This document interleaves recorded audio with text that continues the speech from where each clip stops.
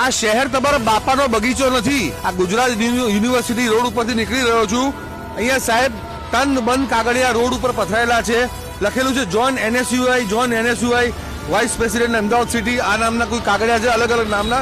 પણ સાહેબ આ લોકોએ ગંદકીના ઢેર કર્યા છે અને આ જે રીતે આ લોકોએ કોમર્સ ચોરસથી લઈને યુનિવર્સિટી રોડની વચ્ચે ટન બંધ ટ્રકો ખાલી કરી છે કાગળની અને આખો શહેર ગંદુ, આખો પાર્ટ આખો શહેરનો ગંદો કર્યો છે।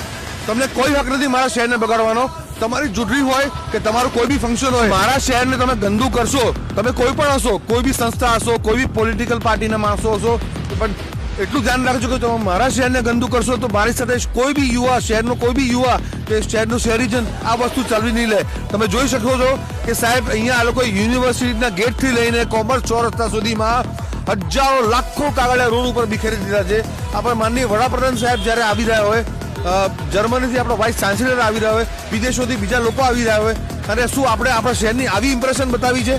તમે કઈ રીતના ફંક્શન કરો છો અને તમને કોણે પરમિશન આપી? તમને કોઈ હક નથી તમે આવું કામ કરી શકો।